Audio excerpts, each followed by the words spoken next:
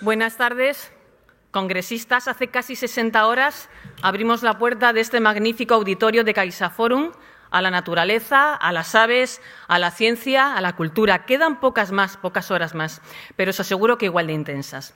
Porque ¿qué se puede decir cuando ante nuestros ojos se muestran imágenes como las que vamos a ver ahora? Son las seleccionadas por el jurado de los premios Fotoaves 2014, el concurso fotográfico de SeaBirdLife, que este año tiene como lema Las aves y tú.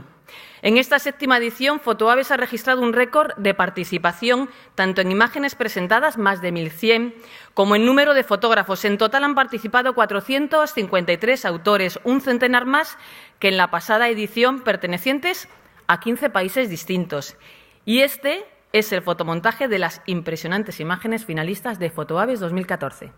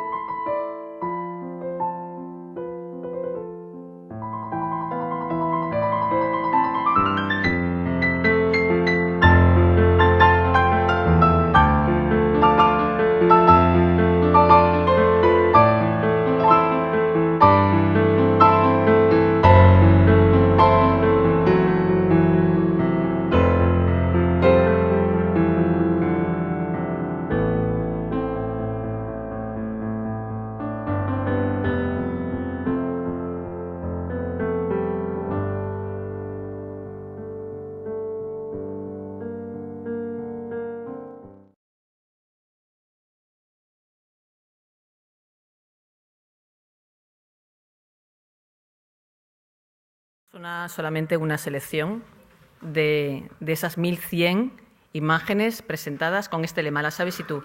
Vamos ya con los premios.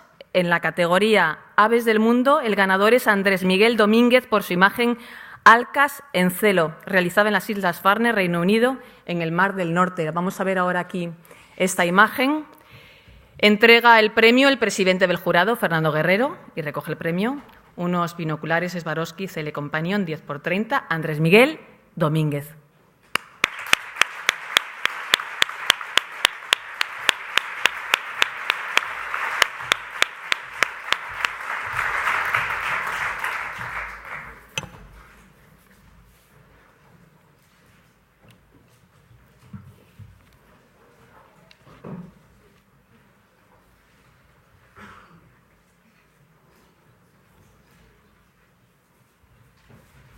Invitamos a Andrés a que nos cuente cómo ha hecho esta magnífica imagen.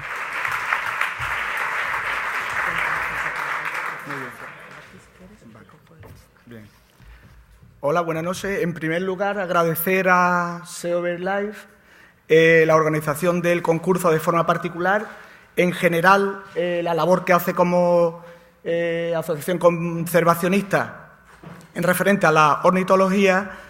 Y, bueno, en principio, en cuanto a la fotografía, decir que está hecha en el Mar del Norte, en la isla Farne, un día que había bastante niebla. Al principio, como había bastante niebla, no se apreciaba lo que son los acantilados y, bueno, estaba en principio haciendo un poco los charranes patinegros, charranes árticos, y abrí un poquitín y, como siempre, bueno, los fotógrafos, primero con el teleobjetivo, estábamos haciendo el frailecillo, la foto típica con los boqueroncitos en el pico. Y, bueno, poco a poco era ya, la verdad es que era tarde, era sobre las 3, las 4 de la tarde, empezó a abrir un poco la niebla.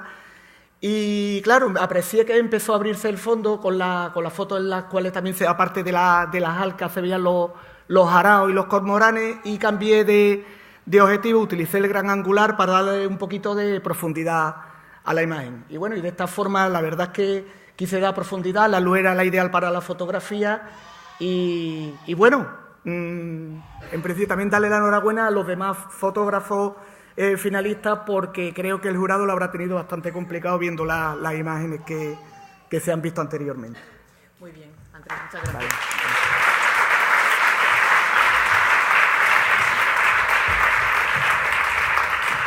En la categoría Besigente, el premio ha recaído en Jonathan Díaz Marva por una espectacular imagen titulada Los dominios del águila, en la que retrata un águila real en Andorra, en la provincia de Teruel. Entrega el premio Juan Varela, miembro del jurado, y recoge el premio, también los mismos binoculares de Andrés, recoge el premio Jonathan Díaz Marva.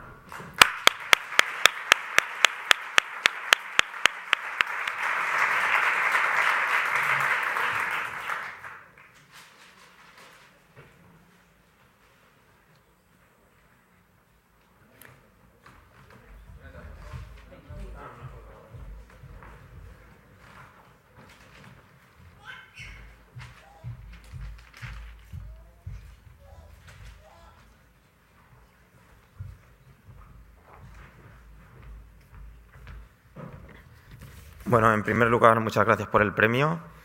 Es un honor recibir un premio de una asociación como SEO, que hace tanto por la defensa de las aves y sus hábitats. Y, bueno, en cuanto a cómo he hecho la fotografía, pues, bueno, la gente que fotografía aves rapaces sabe que tiene que estar escondido en escondites. Han sido 2 o 3 años intentando conseguir esta fotografía o algunas parecidas. En un high bastante claustrofóbico, un tumbi high que llamamos los fotógrafos, que tienes que estar tumbado en el suelo, bastante incómodo. Y, pues eso, mucha incomodidad, mucho frío y mucho trabajo. Y, bueno, pues nada, felicitar también a los demás ganadores y finalistas, que ha habido bastante nivel. Habrá sido muy difícil para el jurado elegir las fotografías y espero estar aquí otra vez el año que viene. Gracias.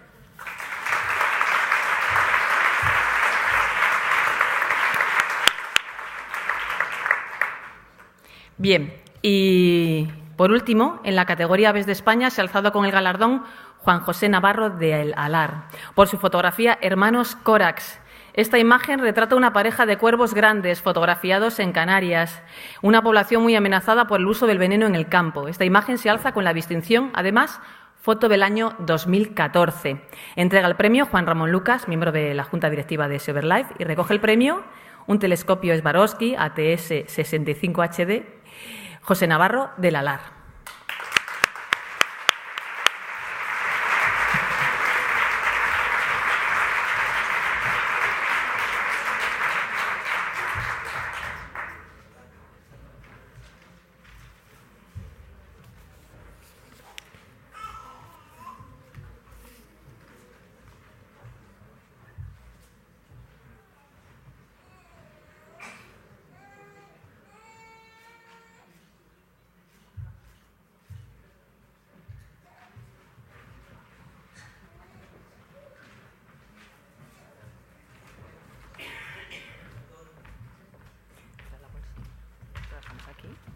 Cuidado con el... Vale, lo cojo ahí. Bueno, es mi ayudante, me ayuda siempre en todo.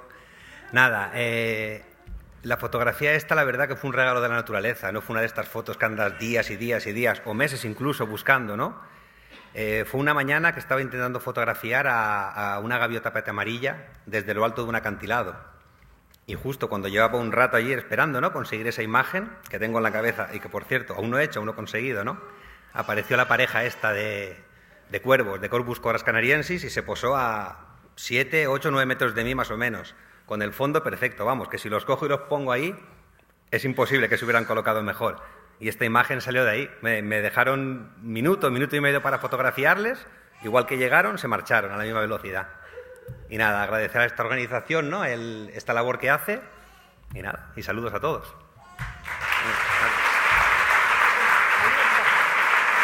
Vamos por aquí.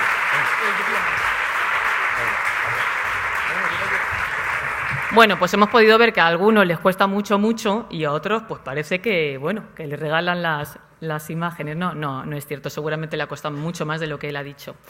Bien, pues agradecemos a los patrocinadores de esos premios, que ya sabéis que son Swarovski y Óptica Roma.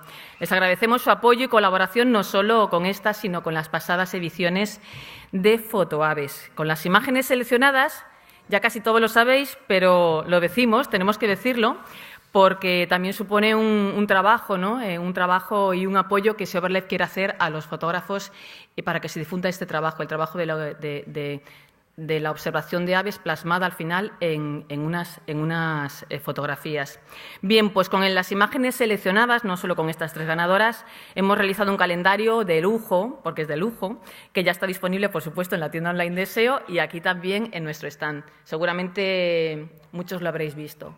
Es un recuerdo que nos acompaña pues, durante todo el año, las imágenes de este concurso de Fotoaves. Muchas gracias a Juan Varela, a Fernando Guerrero y a Juan Ramón Lucas por estar aquí. Y ahora vamos a pasar a otra fase de esta clausura.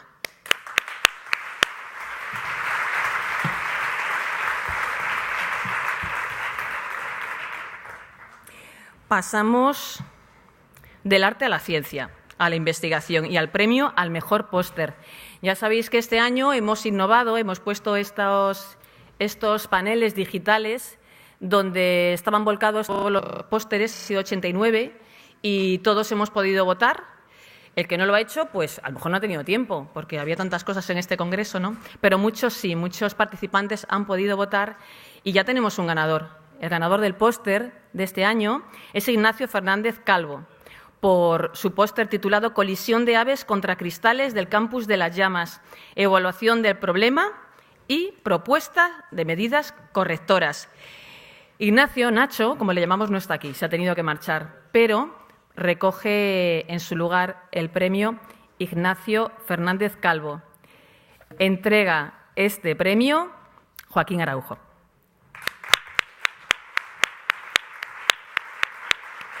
Juan Antonio González Morales recoge el premio.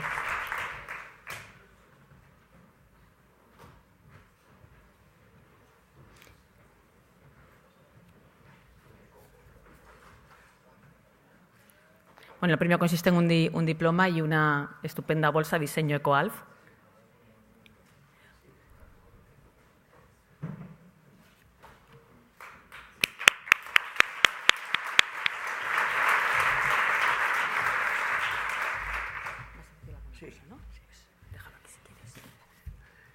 Muchas gracias a SEO y yo recojo el premio en nombre de mi compañero Nacho, perteneciente a la delegación de SEO Verlife en Cantabria. Me siento a nivel personal muy orgulloso de ello y realmente si yo lo hubiera recibido no lo hubiera disfrutado tanto como lo estoy disfrutando ahora.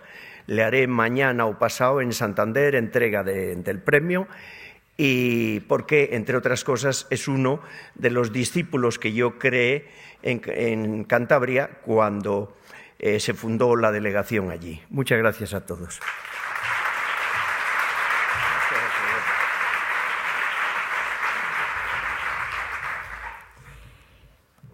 Y seguimos con premios. Ahora el premio a la mejor tesis del bienio 2012-2014.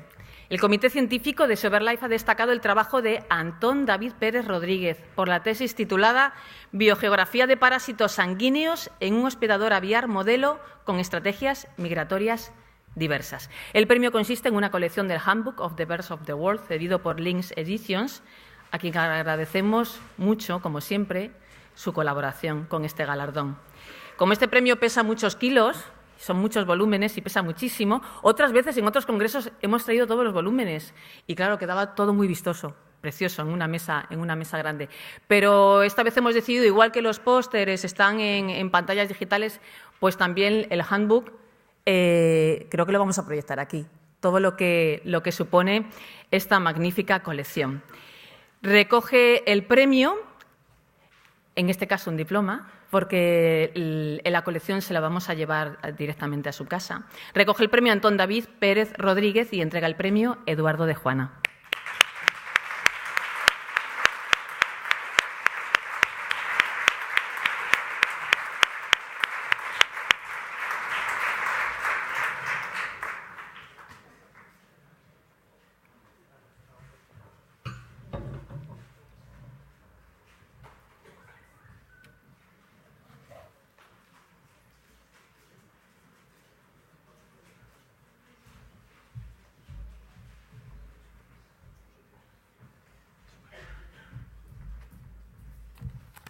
Por supuesto, invitamos a Antonio David a que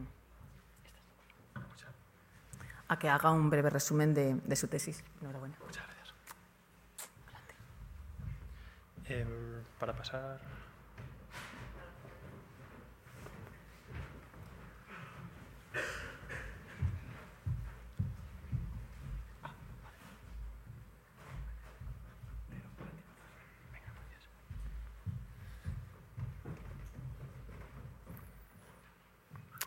Pues muchas gracias a todos los que os habéis quedado ahora hasta el final. Josefina me llamó el viernes diciéndome, vamos a hacer un breve resumen de tu tesis, a ver si lo puedes resumir a unos 15 minutitos. Y le dije, genial, me pongo a borrar diapositivas y enseguida hemos terminado. Así que espero no aburriros mucho. Mi tesis, como veis, se llama Biografía de los parásitos sanguíneos en un hospedador aviar modelo con diversas estrategias migratorias, la curruca capirotada, que es una especie con la que hemos trabajado muchísimo en nuestro grupo de investigación. Entonces, os voy a poner un par de pinceladas generales sobre el modelo de estudio y por qué lo hemos escogido y qué es lo que queríamos conseguir. Estamos acostumbrados de los libros de ecología o de ciencias naturales desde pequeñitos o en clase los que somos biólogos a ver representaciones de este tipo, redes tróficas, biocenosis, a veces muy complejas, que incluyen muchísimas especies como esta de aquí. Pero en muchas de ellas, por no decir en casi todas, falta una pieza principal, faltan casi la mitad de las especies, que serían precisamente los parásitos. Cada uno de los ejemplares de los animales que veis en la figurita pequeñita seguramente tenga creciendo sobre ellos animales de muchísimas especies distintas que se aprovechan de él en mayor o menor medida, porque eso es lo que hacen los parásitos, afectando a la eficacia biológica de sus hospedadores, tanto a su supervivencia a mayor o menor plazo como a su capacidad reproductiva de dejar más o menos descendientes. Pues los parásitos están entre los principales agentes evolutivos. Por eso nos interesan desde una perspectiva científica mucho estudiarlos y hay infinidad de estudios hechos sobre los mismos. Pero entonces, ya que son tan interesantes, nos puede interesar saber si el efecto de los parásitos es el mismo en todas partes. Intuitivamente, incluso, hasta el más zoquete sabe que no es así, que hay animales que sufren más enfermedades que otros, regiones donde los parásitos están más o menos presentes. Entonces, ¿cuáles son los factores que determinan las diferencias en el impacto de los parásitos? Es una pregunta que es pertinente no solo desde el ámbito de la ecología evolutiva, que nos puede interesar más aquí en un congreso de ciencias, sino también nosotros mismos nos afectan los parásitos. Desde una perspectiva de salud o de salud de los animales domésticos también nos interesa. Nos interesa mucho desde un punto de vista del interés económico, tanto pues, por lo mismo por nosotros o por nuestras actividades comerciales. Y entonces, pues bueno, a grandes rasgos, aunque luego pueda variar según el sistema concreto, pero en principio los parásitos son animales como todos los demás. Y como a todos los demás, pues los patrones generales mundiales del clima, de que haya zonas más cálidas, más frías, más lluviosas, más secas, pues les van a afectar. Igual que le afectan a sus hospedadores, le van a afectar no solo a través de sus hospedadores, sino también a ellos directamente. Un mismo hospedador en dos hábitats distintos puede tener o dejar de tener un cierto parásito en función de que el clima le vaya a afectar a él también.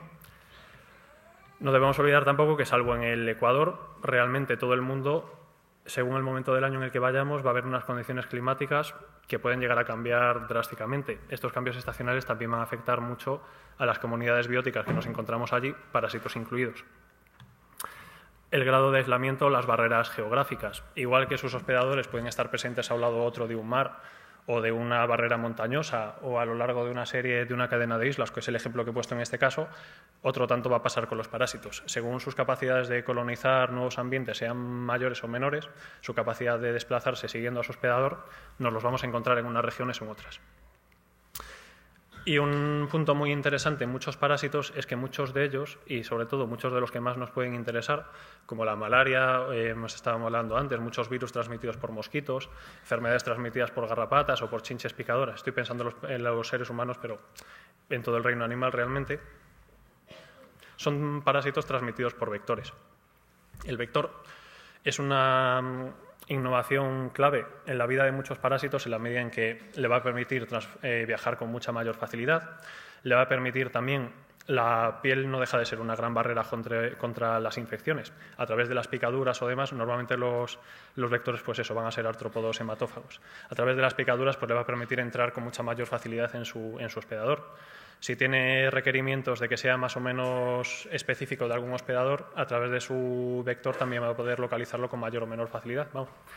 Pero todas estas ventajas hacen que también, a través del vector, que no deja de ser un tercer actor, una tercera pieza en el puzzle, todo lo que son las variaciones en clima y demás que ya hemos explicado, pues le vayan a afectar también. Estamos hablando ahora mismo de procesos evolutivos que tienen lugar en una escala más o menos larga, más o menos rápida, pero siempre, digamos, en plazos a largo plazo desde nuestro punto de vista de nuestras vidas cortitas. Pero realmente estamos viendo que frente a la estabilidad de los procesos naturales, los cambios asociados a la acción humana son muchos más veloces. Cambios climáticos, como los que estamos presenciando ahora mismo. Cambios en la estructura del hábitat, de zonas deforestadas, zonas contaminadas, zonas pues, muy transformadas por la presencia humana o por cualquier motivo, introducción voluntaria o accidental de especies exóticas. Los parásitos, en especial los más oportunistas, van a encontrar aquí vías de irse colando y de ir llegando a regiones donde nunca antes habían llegado. Nos contaba Alfonso ayer por la tarde, cuando los parásitos llegan a un sitio donde tienen el terreno virgen, hospedadores potencialmente susceptibles y que no han coevolucionado con ellos, que no están adaptados para resistirlos, van a arrasar. Se lo van a pasar de maravilla infectando a cuantos más hospedadores mejor. Por eso las enfermedades emergentes son una de las principales amenazas que en este contexto de cambio global tenemos tanto los seres humanos como el resto de la biodiversidad. Entonces, ¿hay algún modelo de estudio adecuado para examinar todas estas cuestiones? Pues seguramente haya muchos. Seguro que hay más gente en esta sala que ha trabajado con parásitos o está trabajando ahora. Pero bueno, el que hemos utilizado nosotros nos ha parecido bastante adecuado por los motivos que les voy a explicar ahora mismo. Hemos trabajado con un grupo de parásitos que son los hemosporidios aviarios. No me voy a limitar al término malaria porque, bueno, podríamos considerar tanto los que se podrían llamar propiamente malaria del género Plasmodium como géneros hermanos. Entonces, los hemosporidios son un grupo muy diverso de protozoos parásitos transmitidos por vectores. Son abundantísimos en aves. Los tres géneros serían Plasmodium, transmitido por mosquitos, el género Hemoproteus, transmitido por moscas piojo y también por otros tipos de pequeñas moscas picadoras del género Culicoides, y el Leucocitozoon, que están transmitidos por moscas negras de la familia de los simúlidos. Estos tres vectores coinciden en que los tres necesitan zonas húmedas para criar, pero bueno, mientras los mosquitos sabemos que pueden criar en cualquier tipo de charca, incluso en pocillos en el agua de una maceta mismamente, los culicoides tampoco necesitan mucha humedad. De hecho, crían muchas veces directamente sobre lo que sería el musgo húmedo, zonas embarradas, estercoleros que mantengan mucha humedad, zonas así. Las moscas negras sí que van a necesitar arroyos de agua limpia, de agua clara, transparente. Y todas estas particulares del hábitat de los vectores se van a trasladar después a los parásitos. Van a afectar que los parásitos estén presentes con mayor o menor diversidad en una zona concreta. Tenemos los parásitos, necesitamos a alguien para que les dé de comer. En este caso hemos cogido a la curruca capirotada. La curruca capirotada es un modelo de estudio bastante adecuado en este sistema. Por una parte, bueno, es una especie que no necesita mucha más presentación, me imagino.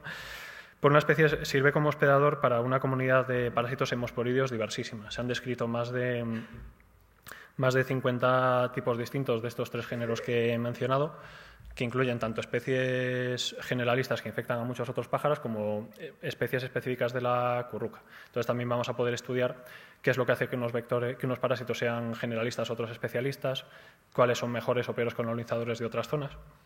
Es una especie también que, teniendo unos requerimientos, digamos, de fisionomía del hábitat, más o menos que todos conocemos, de zonas con una densidad de arbolado media, con cobertura de arbustos con frutos o demás, pero que esta fisionomía de hábitat la va a encontrar en muchas regiones distintas. Y es una especie que tenemos viviendo desde las montañas de Marruecos en el Atlas hasta Escandinavia. Como consecuencia, siendo la misma especie, nos vamos a encontrar ejemplares que viven bajo un rango de condiciones climáticas diversísimas, lo que nos va a permitir también jugar con cómo sus parásitos, afectando a la misma especie, se han ido adaptando a diversas condiciones climáticas.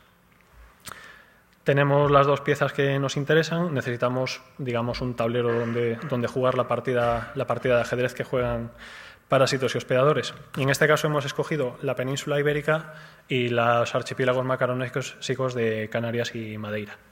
La península ibérica, aparte de que es el sitio que nos quedaba un poco más a mano, pero nos viene muy bien porque en un espacio geográfico relativamente limitado nos encontramos 2 regiones bioclimáticas distintas, como son la eurosiberiana y la mediterránea.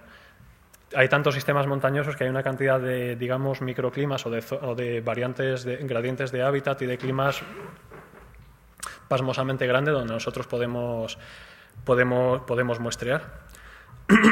Y después los archipiélagos macaronésicos nos interesan porque, aparte de porque viven ahí currucas,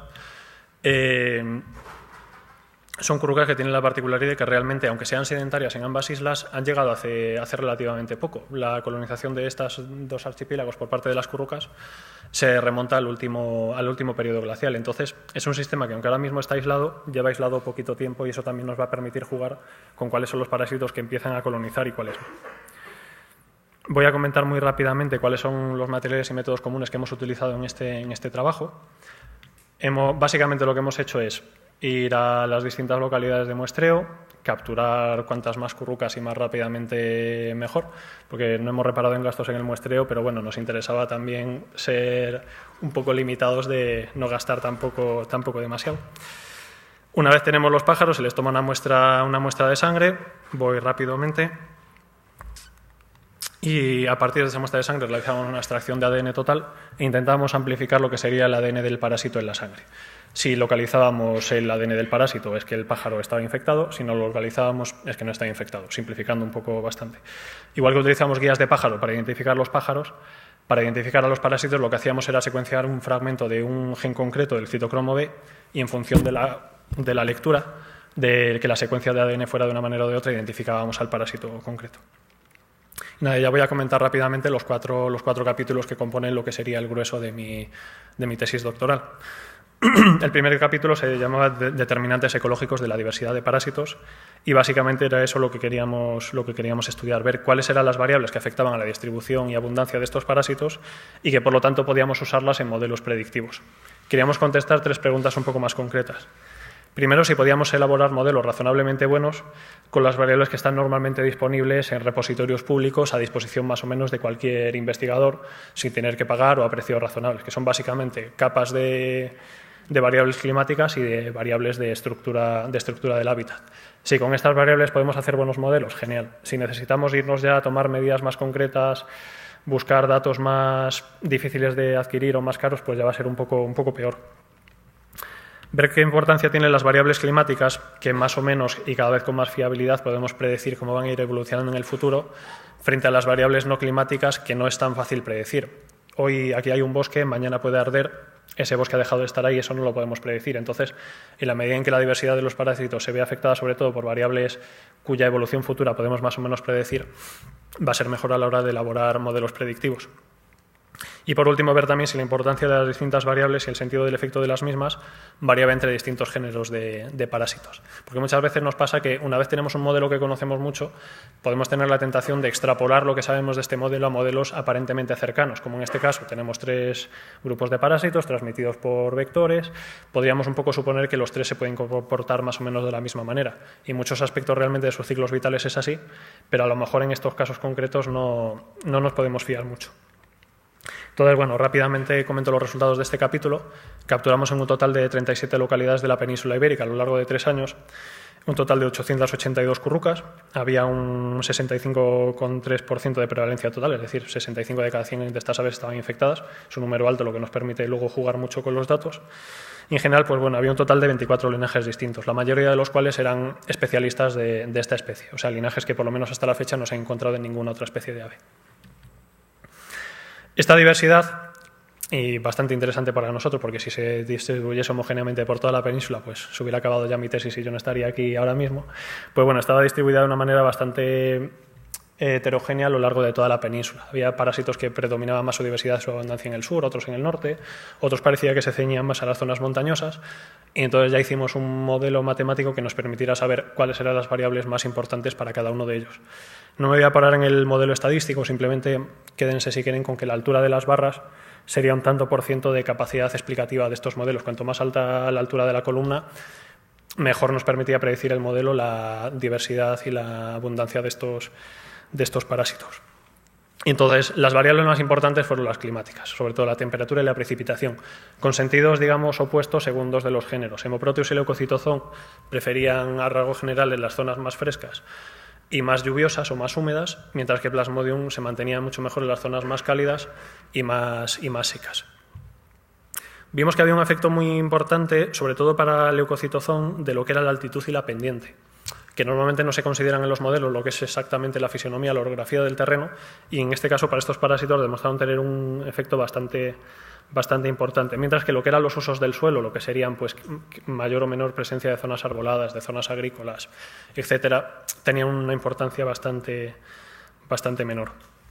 Todo esto, para darle sentido, se relacionaba muy bien entre géneros con los requerimientos de cada uno de los vectores. Leucocitozón, que como les he dicho antes, necesitaba arroyos de aguas claras para correr y demás, tenía un vínculo muy grande con las zonas lluviosas y sobre todo con zonas de montañas que van a favorecer la presencia de estos arroyos.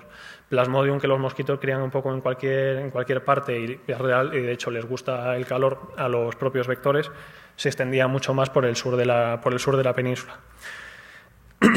Entonces, como las variables ambientales consideradas y comunes que he dicho al principio, de clima y de estructura del hábitat, o sobre todo de estructura fisionómica del terreno, que no se espera que cambie de aquí a 100 años, si hay una montaña que iba a seguir estando aquí, tenía una importancia muy significativa, nos parecía razonable poder elaborar modelos de diversidad de parásitos basados en variables climáticas y orográficas, tanto para el presente como para el futuro. Y de eso fue el segundo capítulo de la tesis, que hemos visto la distribución de la diversidad de los hemosporidios y el cambio global. Aplicando también unos modelos en los que no me voy a detener ahora, hemos visto que en la actualidad la distribución de las regiones ibéricas donde se espera una mayor diversidad actual de hemosporidios concuerda perfectamente con las preferencias ambientales que les acabo de detallar. Muy rápidamente, si las zonas más azules son donde se espera menos que haya una gran diversidad de los mismos y las zonas más rojas donde haya más diversidad, mayor número de especies y mayor abundancia, vemos pues que para los 3 géneros que he considerado se reflejan los modelos que he dicho. Leucocitozón y Hemoproteus más abundantes en el norte y las zonas montañosas, y Plasmodium pues más abundante en las zonas del sur. ¿Qué va a pasar en modelos que hemos hecho a diversas escalas temporales y con distintos modelos climáticos? Aunque aquí solo voy a mostrar un ejemplo porque luego todos se parecían bastante. Pues en este ejemplo que he puesto a 100 años vista y con un cambio climático moderado, pero el resto de modelos pues salían bastante parecidos, la importancia sigue los mismos modelos. Si a grandes rasgos va a aumentar la temperatura y disminuye la precipitación, tenemos unos parásitos de los géneros Hemoproteus y Leucocitozón que se van acantonando, como tantas otras especies que conocemos también aquí de pájaros, de zonas más norteñas, se van acantonando hacia el norte y en las zonas cada vez más altas, mientras que Plasmodium se va extendiendo cada vez más. ¿Cuál es la importancia de esto? Que Plasmodium, de los 3 géneros, es el que tiene unos efectos negativos más grandes, el que se ha citado más veces como especie invasora, como especie que causa los mayores desajustes en las comunidades donde llegan parásitos nuevos. Entonces estamos hablando de que de aquí a unos años, según estos modelos por lo menos, lo que esperamos es que nuestros pájaros se enfrenten a unas comunidades de parásitos más simples, pero en la que la mayoría de las especies van a ser bastante más virulentas de lo que son actualmente. Y casi más importante, aunque no lo he detallado aquí, es que ahora mismo, digamos, hay una heterogeneidad ambiental muy grande. Hay poblaciones de currucas, en este caso esta especie, que se enfrentan a diversidades de parásitos muy grandes, otras pequeños, unas tienen más de un género, otras de otro. En conjunto, todo esto le da una heterogeneidad espacial y también en el impacto de los parásitos, que mantiene una cierta diversidad de los genes de resistencia de los pájaros también. Que haya diversidad de entrada, y simplificando mucho, es bueno, porque en el momento en que surja algún problema nuevo, la especie, en este caso la curruca, se va a poder adaptar. Si en el futuro tenemos una comunidad mucho más virulenta y mucho más simple, que también simplifique, digamos que homogeneice lo que sería el mapa genético de las currucas también, en el momento en que surja un problema distinto, va a haber mucho menos material genético con el que jugar para enfrentarnos a esos problemas. Y casi me parece el detalle más importante de este capítulo concreto. Hemos visto lo que pasaba, estos estudios, no lo he dicho antes, pero se han hecho en época de cría. Y luego también nos interesa ver qué es lo que pasaba durante la estación invernal. Y entonces, en el tercer capítulo, titulado Patrones de transmisión estacional en esmosporidios, es esto lo que hemos visto. Nos hemos ido al principal depósito de currucas europeo en invierno, que es la zona del estrecho del campo de Gibraltar, donde los lentiscares y acebuchares que hay currucas para aburrir. Y entonces, pues allí, durante un ciclo anual completo, desde septiembre, que empiezan a llegar los primeros invernantes, hasta marzo, que terminan de irse. Entonces tenemos desde septiembre a marzo una ventana temporal donde coinciden invernantes de toda Europa occidental y además también currucas sedentarias que viven ahí todo el año. Hemos ido capturando mes a mes un total de 571 aves para ver cómo iba evolucionando la comunidad de los parásitos a lo largo del invierno. Nos hemos encontrado básicamente con que había como 3 patrones de transmisión estacional. Muchos de estos parásitos, en las zonas templadas, simplemente se transmiten en época de cría. En época de cría es el mejor momento para transmitirse, casi, porque los padres están atareados criando los pollos, entonces están un poco más inmunodeprimidos, tienen menos defensas, es más fácil infectarlos. Hay pollos nuevos que también son material fresco que infectar y dispersarse y demás. Entonces muchos de los parásitos tienen lo que sería una transmisión no estacional, que he marcado, no sé si se ve muy bien, quería decir una transmisión estacional con la línea azul, que está muy centrada en torno a los meses de verano, a la reproducción de sus hospedadores. Otros parásitos que viven aquí en la región mediterránea, como las condiciones invernales en el sur de la península, aunque haga frío, no son tan frías como las que puede haber en Centro Europa, y sigue habiendo vectores, aunque menos, y están todas las aves ahí, pues aprovechan. Digamos que aunque tengan picos, siguiendo la abundancia de vectores y de hospedadores, aunque tengan picos de abundancia también en los meses de cría, se mantienen a lo largo de todo el año. Y entonces, digamos que están presentes en sangre durante todo el año. Y por último, estos 2 patrones ya se conocían. Por último, lo que descubrimos en este trabajo era, digamos, un tercer tipo de transmisión, que le hemos llamado la estacional extendida en color verde, en el que el parásito no se limita solo a lo que es la época de cría, sino que se encuentra también desde el principio de primavera hasta el otoño bastante tardío, aunque sigue desapareciendo todavía en la estación invernal, digamos, más pura y dura, que al parásito entendemos que le puede venir bien no fastidiar demasiado al hospedador en lo que es el invierno, entre comillas, más crudo, sí puede evitarlo, pero se aprovecharía de los periodos de otoño y primavera cuando ya su hospedador está en contacto con aves de otras poblaciones. Entonces, ¿cómo de exitosas son cada una de estas estrategias? Lo examinamos realizando, para un parásito en concreto que tienen las currucas, que está muy diverso en multitud de linajes genéticos distintos, se llama Haemoproteus parabellopolski, tiene un total de 26 linajes distintos que infectan sobre todo a la curruca capirotada y luego también a la curruca mosquitera y a la curruca abisinia, algunos de ellos. Realizamos una reconstrucción de cómo se había ido diversificando o variando en el tiempo estos distintos patrones de transmisión. Entonces, vimos al final que hipotéticamente este parásito se habría originado en la curruca capirotada y con una transmisión estacional común a todos los parásitos o casi todos los parásitos de zonas templadas. Y después la transmisión estacional y la estacional extendida habrían aparecido en repetidas ocasiones independientes. Esta transmisión ecológicamente a los parásitos le viene bien, se comprueba tanto con nuestro trabajo como con otros, que las especies que son capaces de transmitirse más allá de la estación puramente reproductora y aprovecharse así de cuando hay varias aves invernando juntas, luego están más repartidas geográficamente y tienen prevalencias de media mayores. Pero lo que hemos visto con este trabajo es que, sin embargo, todos estos eventos, aunque no son raros, son todos novedades evolutivas recientes, mientras que los parásitos que más se diversifican y que, digamos, duran más en el tiempo, por explicarlo así con palabras un poco rápidas, son los que tienen la transmisión estacional, que es un poco la ganadora a largo plazo en las zonas templadas.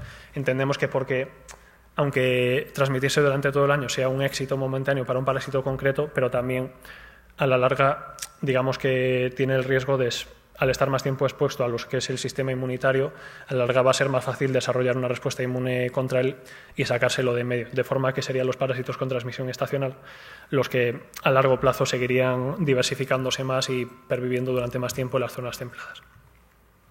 Hasta aquí estudios hechos en la península. Luego, como he dicho, también nos hemos realizado un estudio centrado en los parásitos hemosporidos de las currucas de los archipiélagos macaronésicos. El estudio de los parásitos en comunidades insulares es bastante interesante de por sí. Podemos ver cuáles han sido los distintos patrones de colonización entre islas, ver cómo los propios parásitos pueden modificar sus rasgos en un ambiente insular, igual que los hospedadores pueden, perder la capacidad del vuelo o cambiar sus estilos de vida. Además, a los parásitos también pueden adaptarse a un estilo de vida insular bastante distinto del continente. Y ver también cómo ha sido este proceso de coevolución en islas distintas, que son como pequeños experimentos, cada isla sigue su recorrido particular, y ver pues eso, como réplicas de distintos experimentos. Ver por una parte qué características hace de un parásito un buen colonizador o un mal colonizador, también podría ser, nos puede dar pistas de cuáles son los parásitos que en un contexto de cambio global, de especies introducidas y demás, podrían ser más conveniente tener, digamos, vigilados, porque podrían dar mayores problemas en el futuro. Y también lo sabemos muy bien que las propias islas son comunidades especialmente vulnerables, por otra parte, a la llegada de parásitos introducidos. Entonces, el objetivo era testar varias predicciones realizadas con los procesos de llegada y establecimiento de parásitos en nuevas regiones. Una predicción era típica de biogeografía insular, que la diversidad debería estar negativamente correlacionada con la distancia al continente, porque simplemente cuanto más lejos están las islas, más difícil va a ser llegar para los parásitos también, no solo para sus hospedadores. Que los parásitos, por este mismo motivo, los parásitos frecuentes en el continente, por un puro efecto de muestreo, deberían ser también los que con mayor probabilidad aparecieran en las islas. Y comprobar también que los parásitos generalistas deberían predominar con respecto a los especialistas. Porque si en una isla, al principio, los colonizadores que llevan ese parásito son pocos, pueden adaptarse o no, el parásito moriría con ellos. Pero si puede infectar a otras especies que ya están presentes, se va a poder adaptar mucho mejor. Entonces, muestreamos 380 currucas en las islas de Canarias y Madeira, donde se reproduce la curruca capirotada. Examinamos los parásitos de la misma manera y nos encontramos con, comentando ya para terminar, la diversidad, aunque a pesar de que realmente el tamaño muestral no es 380, sino que son las islas muestreadas, que no dejan de ser 6 islas apenas, pero había una correlación muy buena de que se iban perdiendo parásitos a medida que se iban alejando, que las islas quedaban más lejos de la fuente, del continente. Luego, he simplificado mucho los resultados aquí en una tabla, pero las 3 predicciones que teníamos se cumplían, mientras que en el continente las currucas tienen una comunidad de parásitos bastante especialistas. En las islas aparecían parásitos generalistas. Como he dicho también, se iban perdiendo diversidad de parásitos a lo largo de las islas y aparecían también, aunque es una gráfica que no he puesto aquí, los parásitos más abundantes en el continente eran precisamente los que conseguían colonizar estas islas. Pero luego, aparte, hemos visto que a pesar de que las currucas, como he comentado al principio, llevan aisladas en la Macaronesia muy poco tiempo, digamos 12.000 años de media, y que siguen llegando, aunque ya sean sedentarias, siguen llegando todos los inviernos currucas continentales con sus parásitos, la comunidad de parásitos era ya radicalmente distinta. Ya tenía muchos, síndromes insulares propios, una comunidad que había pasado de ser muy diversa en el continente a una comunidad muy simple, de prevalencias altas a unas prevalencias muy bajas, y lo que es la composición de los parásitos cambiaba totalmente. Pasábamos de una comunidad dominada en el continente por parásitos especialistas del género Hemoproteus a parásitos especialistas del género Leucocitozón. Otros efectos que no he comentado aquí es que también hemos visto que parásitos que en el continente eran especialistas, en las islas se volvían generalistas e infectaban a más parásitos, no solo a la curruca. O parásitos que no se habían descrito en otras especies, quiero decir, que se habían descrito solo en otras especies, en especies afrotropicales de pájaros del sur del Sáhara, de repente en Canarias aparecían infectando a la curruca, que es un hospedador de origen paleártico. Pero bueno, como he dicho, he hecho un resumen lo más rápidamente posible y espero que se entendiese más o menos bien de lo que fue el contenido de esta tesis, que me dio bastantes alegrías durante los 5 añitos que estuve haciéndola. Alegrías que no habrían sido tales si no fuese con el equipo de colaboradores que he podido tener. El número de colaboradores realmente me daría para otros 15 minutos poder detallarlos a todos, pero quiero centrarme sobre todo con lo que sería el grupo más cercano que he tenido. Mi director Javier Pérez Tris, que es realmente la cabeza de donde ha nacido todo esto, y sin su brillantez científica no habría sido posible este trabajo. Y mis dos compañeros Sofía e Iván, que también está aquí presente, que han estado pues casi como un par de hermanos más trabajando conmigo día a día, y a los demás coautores de mis trabajos. También quería darle las gracias, como no, al Comité Científico y a SEO Verlife en general por haber considerado que de los muchísimos trabajos que se han publicado en estos 2 años, el mío merecía, no merecidamente a mi modo de ver, pero bueno, recibir este premio, y desde luego a Links que se portase tan generosamente por este regalo que nos da. He de decir, y es totalmente cierto, que desde que creo que fue en 2010 en Tremp que se dio el primer handbook como premio por primera vez, estaba yo allí sentado y dije, por esto sí que merece la pena hacer una buena tesis. Y ya veis, aquí estoy. Por supuesto, muchas gracias a todos ustedes por su atención.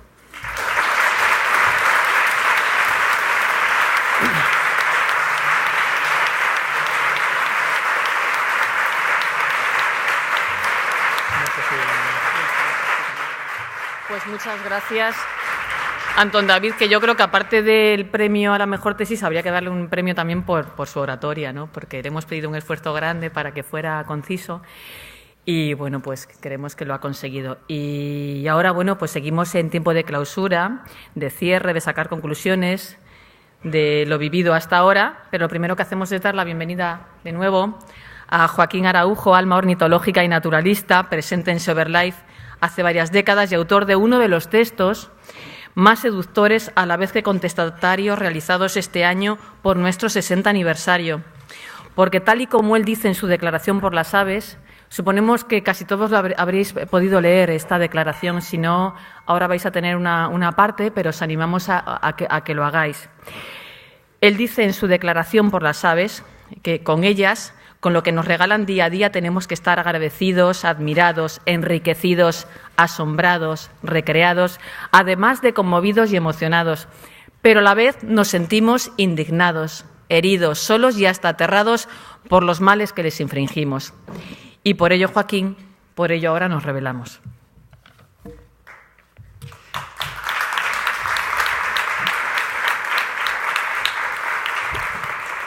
Muchas gracias.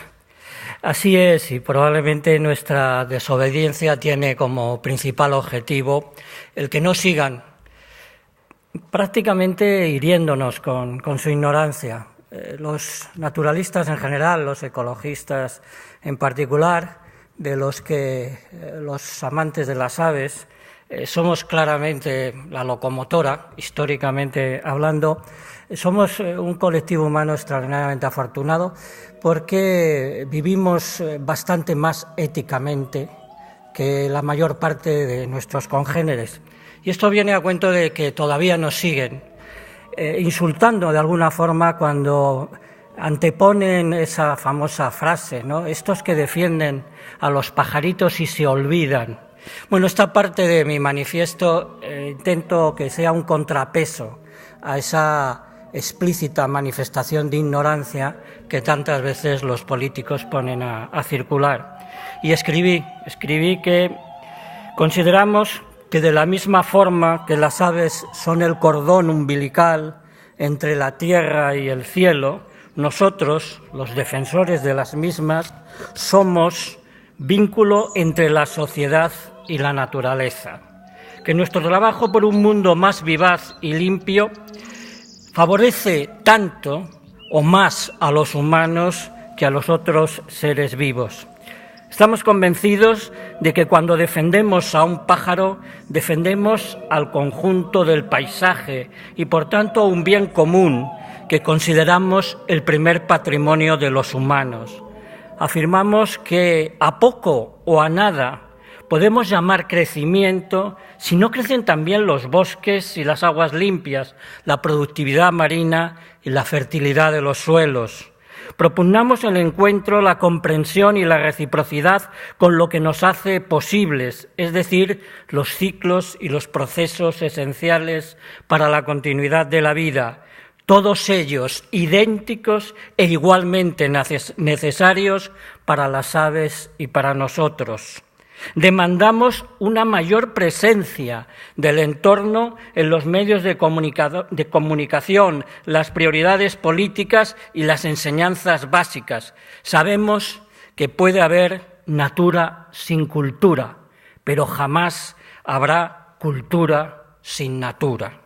Compartimos la preocupación de toda la sociedad por el bienestar, que sabemos puede resultar perfectamente compatible con un entorno más sano y cuajado de todas las formas de vida. Y por eso proponemos el respeto hacia lo y los demás como nuestra primera materia prima de conducta.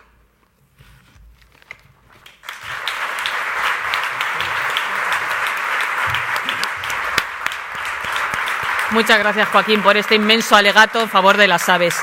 Y ahora, bueno, de este congreso han salido muchas cosas, muchas conclusiones, y Asunción Ruiz, directora ejecutiva de Sober Life, nos va a esbozar ahora algunas de las principales. Muy buenas tardes, casi noches, a todos y muchísimas gracias por estar aquí. Quizá la primera conclusión de este 22 Congreso de Ornitología sea que han sido 3 días de lujo. Han sido 3 días de lujo donde hay que destacar la alta calidad, la excelente calidad, diría yo, de todas las sesiones plenarias, de las comunicaciones orales y de los pósteres. Ha sido realmente un lujo poder aprender tanto y en tan poco tiempo. Pero bueno, como toca un poco destacar, hablaremos más de lo que han sido las mesas redondas y las sesiones especiales.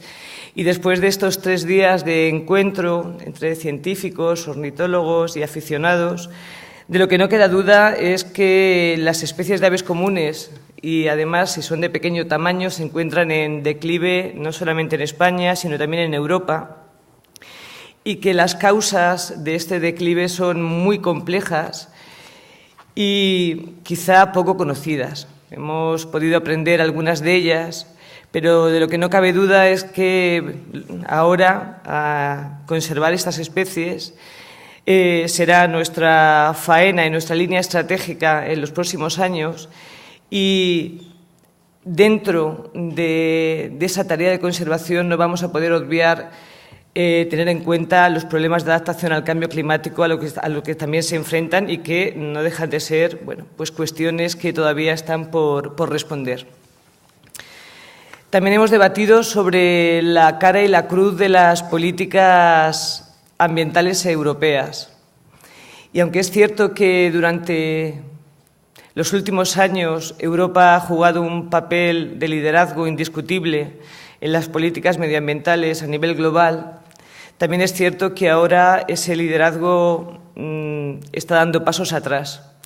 Con lo cual, algo en lo que nos tenemos que poner fuertes y que nos llevará a muchas batallas es que no se pierda ese liderazgo, y sobre todo tendremos que defender a ultranza 2 directivas que han sido fundamentales en la conservación de la biodiversidad y que me atrevería a decir que han sido el papá y la mamá de la protección ambiental, como son la Directiva Aves y Hábitat, que, como sabéis, en el mandato del nuevo comisario, del nuevo equipo de Juncker, pues se pretenden modernizar para permitir el desarrollo. Un modelo que, lejos de ser moderno, como se pretende en el mandato, es bastante antiguo, ¿no? No tener en cuenta que el uso de nuestros recursos realmente debe ser sostenible y que si no los respetamos no hay ninguna actividad económica que se pueda mantener a largo plazo y para siempre, pues realmente eso es lo antiguo y lo que está fuera de lugar en este momento. Y además hemos podido disfrutar de sesiones como la de biofilia, ¿no?, donde ha quedado claro que la naturaleza no está de moda, sino que es una necesidad. Es una necesidad y así lo manifestaron en esa mesa redonda, que fue realmente inspiradora, así lo han manifestado psicólogos, psiquiatras, educadores. Y quedó claro. Efectivamente, ya hay una patología que se define como déficit de naturaleza, pero en ese déficit de naturaleza también alguien dijo en esa mesa que lo que había en esta sociedad es mucha amnesia ecológica. Y quedó claro que no solamente la naturaleza es algo que necesitamos, sino que además es algo terapéutico y más en las edades más jóvenes, con lo cual eso nos reafirma en alguna de las líneas de trabajo nuevas de menos de un año con nuestro club de aventureros, porque es importantísimo no solamente para la educación ambiental en sí misma, sino para la salud mental y física de los más pequeños, que vayan acompañados de naturaleza, ¿no? Se habló de que se eliminaban problemas como la hiperactividad o problemas de asma, de alergias en alguna medida, y bueno, pues esto nos hace seguir por esta línea.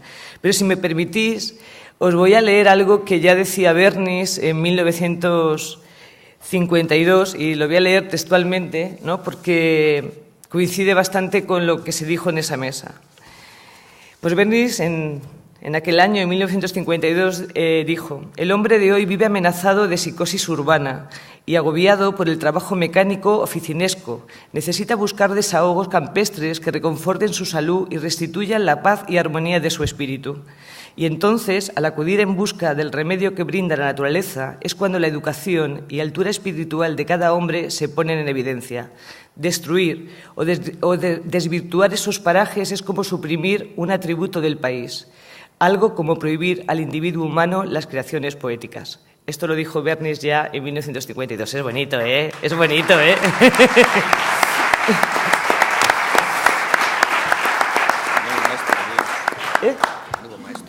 Era un maestro, ¿eh? Tenemos mucho que aprender todavía.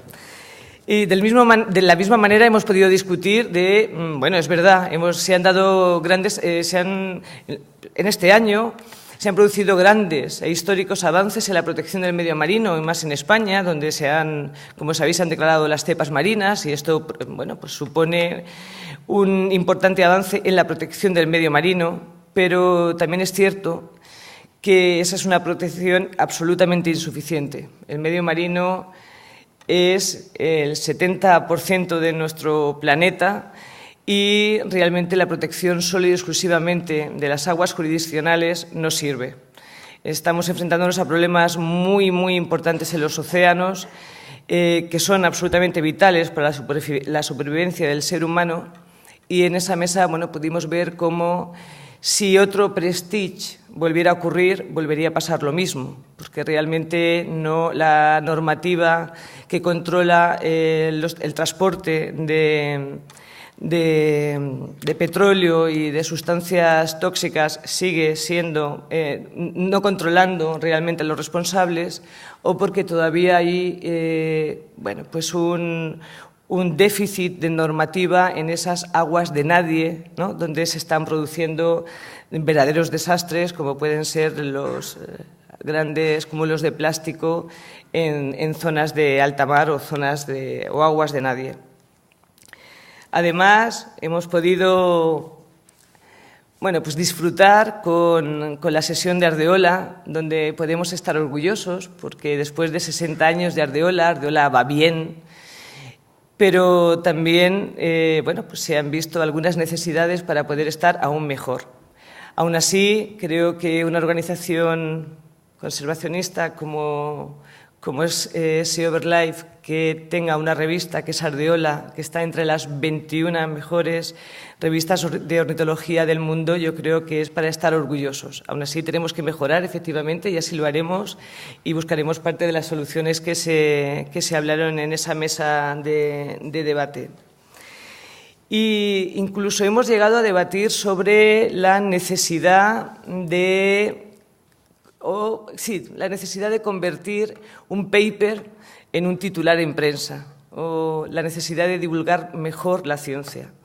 Y en esta mesa lo que ha quedado claro es que el gran reto consiste en llevar a la sociedad bueno, pues los conocimientos científicos, pero que en esa transmisión es necesario, sí, divulgar, pero sin vulgarizar, ¿no? Ese es el gran reto y eso será a lo que nos tengamos que enfrentar todos juntos. De la misma manera, en las sesiones especiales ha quedado patente que las aves han jugado un papel fundamental en la protección de espacios protegidos.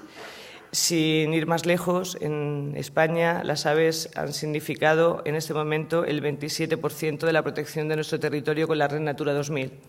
Pero también todavía queda mucho por hacer porque ahora están protegidos, pero lo que hace falta realmente es una buena gestión de esos espacios que permita su conservación a largo plazo. Hemos podido ver cómo el programa Migra de seguimiento vía satélite, y otros tipos de seguimiento está poniendo encima de la mesa conocimientos que hasta ahora no se tenían. Y seguiremos empeñados en conocer el misterio de la migración de las aves y más por su vinculación a la hora de entender cómo afecta el cambio climático en la fenología migratoria y en esas rutas de las distintas especies. E incluso hemos podido tener una sesión provocadora que no pretendía dar respuestas, sino llevar a la reflexión sobre qué hacer en cuanto a energía y cambio climático, ¿no?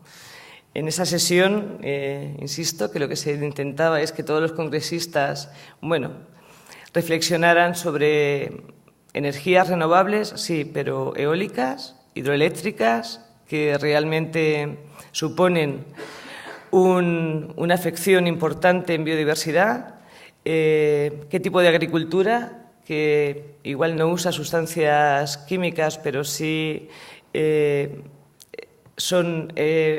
emiten mucho más CO2 durante la producción. De todos esos debates, todo ese debate se irá alimentando en la web de SEO y creo que puede ser muy motivador a la hora de cómo emprender esos grandes retos a los que nos enfrentamos. Y por último, y creo que muy importante, se ha puesto de manifiesto cómo los programas de seguimiento a largo plazo llevados por voluntarios o el denominado ciencia ciudadana, realmente hecha con gente formada y con rigor, tiene una importantísima rentabilidad científica y ofrece mucho al conocimiento, con lo cual seguiremos ahí empeñados en hacerlo cada vez mejor. Pero, y ya para finalizar con las conclusiones y antes de agradecer, sí me gustaría decir que quizá una conclusión que ya se ha debatido con el comité científico, pero queríamos traer aquí al evento de clausura, que puede tener un efecto más importante o más inmediato o que es más específico y más concreto, es pedirle a todos los congresistas en esta sesión de clausura solicitar que una de las conclusiones sea que los más de 250 científicos y ornitólogos que hemos estado reunidos aquí entre el 6 y el 8 de diciembre, pues pidan la prohibición del uso veterinario del diclofenaco en Europa y especialmente en España, debido al gran riesgo que supone para las poblaciones de aves necrófagas, principalmente para buitres y águilas, que se establezca a la mayor prontitud un procedimiento reglado que permita evaluar el impacto de los medicamentos de uso veterinario en la fauna carroñera, tanto de los ya autorizados como los que puedan llegar a autorizarse, y que se suspenda temporalmente las autorizaciones para la venta y uso del flunisin hasta que no se haya llevado a cabo una evaluación de su impacto sobre la fauna necrófaga. Realmente, después de todo lo que se ha discutido aquí y el conocimiento que hay y teniendo en cuenta el principio de precaución que impera en la Unión Europea en materia ambiental, pues se solicita que esta sea una de las peticiones que hagamos llegar como conclusión de este Congreso de Ornitología. Esta es una petición que, si hay alguien que esté en contra de que esto se haga, Entonces, por asentimiento, esta será una de las conclusiones del Congreso. Y ahora sí, ahora toca, y ya termino, pero es muy importante, dar las gracias. Y toca dar las gracias al Comité de Honor y al Comité Científico que han permitido que todo haya ido sobre ruedas y, sobre todo, bueno, pues la excelente calidad que ha habido durante estos 3 días.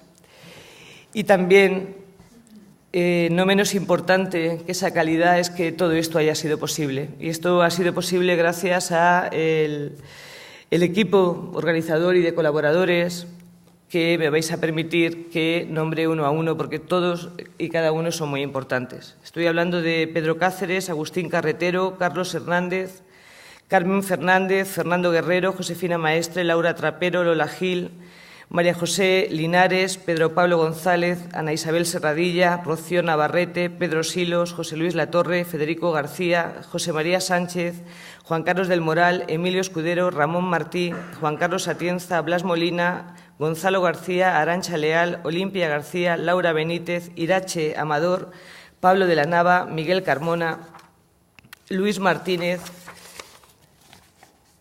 Pomares Salmerón, Alberto Remacha, Unai Fuentes, Daniel Izquierdo y Gloria Palomo. Muchísimas gracias. Son muchas personas, pero preparar algo así pues requiere de muchísima dedicación de mucha gente y, bueno, pues es justo reconocer su colaboración. De la misma manera...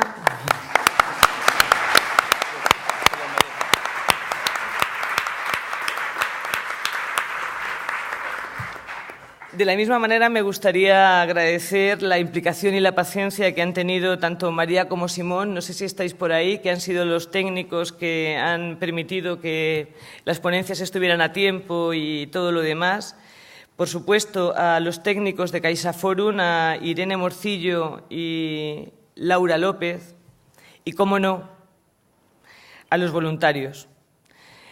Los voluntarios que realmente tienen, bueno, pues doble mérito, ¿no? Porque lo hacen de manera altruista, como otras muchas cosas en la organización, y ellos han sido Alison Barrett, Cristina Sanz de Diego, Diana Ortiz Martín, Félix Arribas, Félix Caballero, Francisco Gutiérrez Marcos, Hugo García Vilas, Javier Gutiérrez Huete, Julia Alejandra Sánchez Hernández, Laura Abuja Conde, Luis Cabrejas, Margarita Gutiérrez Marcos, María Caminero, Mike Rowley, Miriam Conde de Dios, Patricia Catalina Ayueva, Sofía Capellán Morata, Sergio Medrano Puche y Virginia de la Torre.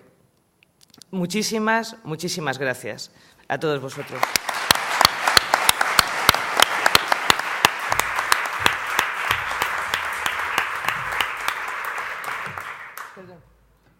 Y, como no, a los patrocinadores, que ya fueron citados en su momento en el acto de inauguración y que todos vosotros habéis podido ver en los carteles y que, como ya se fueron mencionados en su momento, no me voy a repetir.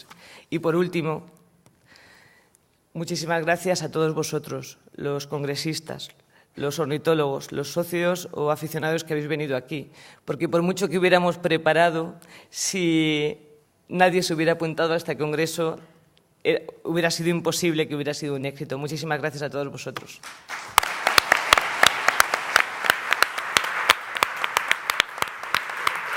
Muchas gracias, Asunción Ruiz, directora ejecutiva de SoberLife. La verdad es que somos un montón de gente para organizar esto.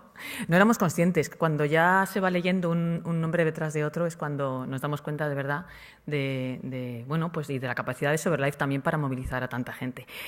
Joaquín y yo estamos aquí ahora, además, para destacar un hecho histórico, porque cerramos este congreso con algo histórico, porque cuando se juntan en el mismo recinto, podemos decir casi dos presidentes, ¿no? Aunque uno saliente y otro entrante.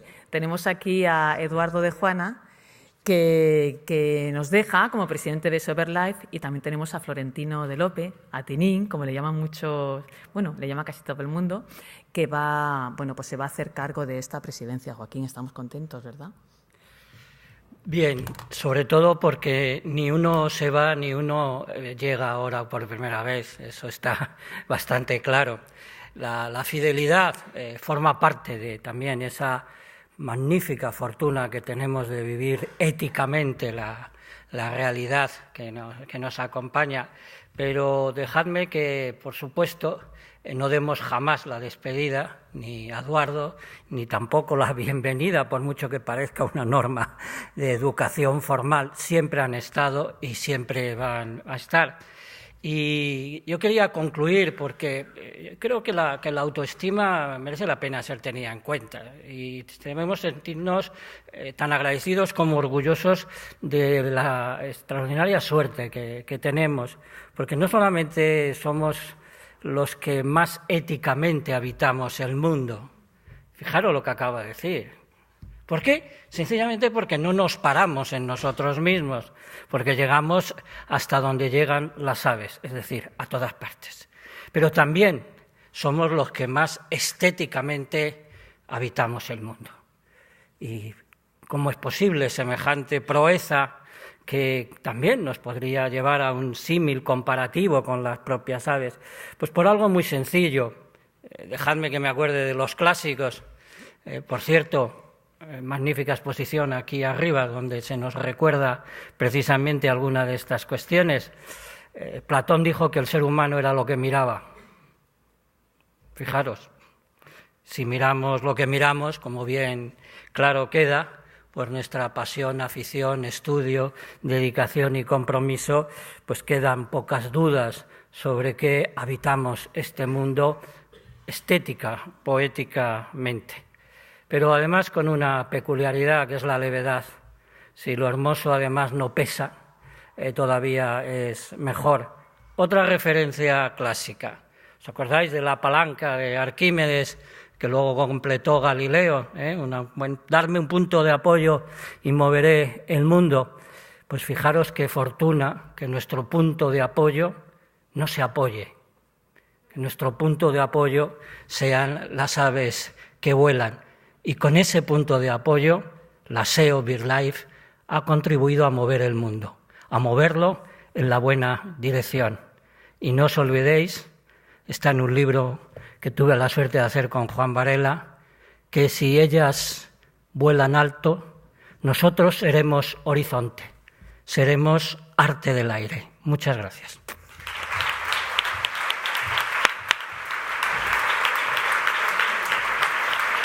Bueno, pues ya vamos a dejar a Eduardo de Juana que clausure este congreso, pero antes de que empiece a hablar vamos a invitar a Florentino Velope a que se una a esta mesa con nosotros.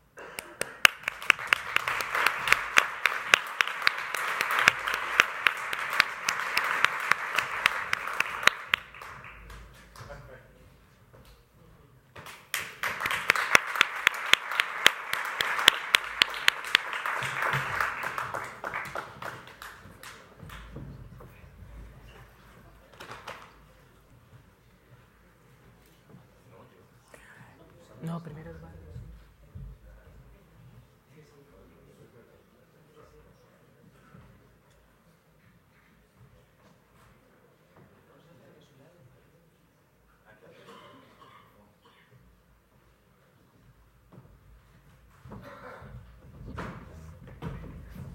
Bueno, pues yo creo que hemos pasado efectivamente unos días pues muy bonitos.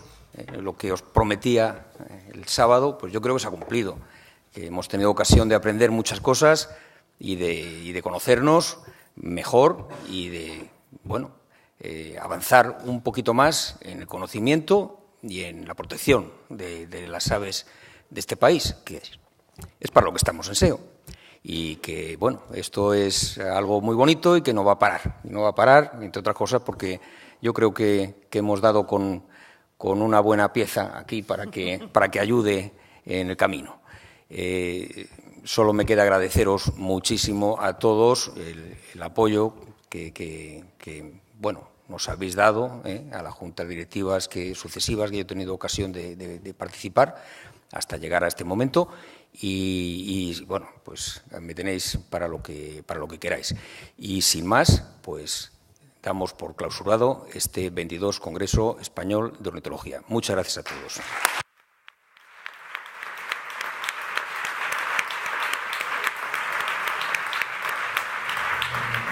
Bueno, antes de que nos vayamos todos, deciros que, bueno, en un próximo congreso nos encontraremos dentro de 2 años, pero si queréis nos podemos volver a ver dentro de una semana, porque si en estos 3 días hemos llegado a la naturaleza a través de la ciencia, a la naturaleza también podemos llegar a través del arte. Y hemos organizado un festival para el próximo domingo, día 14.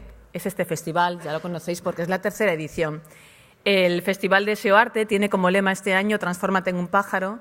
Y lo que pretendemos es, bueno, pues compartir una buena tarde escuchando y viendo y disfrutando con artistas que han decidido de forma altruista dedicar parte de su tiempo a una organización como la nuestra y van a hacer unas interpretaciones inspiradas en la naturaleza. Con lo cual hay más información en la web, por supuesto. Ya sabéis, el próximo día 14 a las 7 de la tarde nos podemos encontrar en el Teatro Arlequín Gran Vía. Y allí podemos seguir hablando de aves y hablando de naturaleza. Gracias a todos.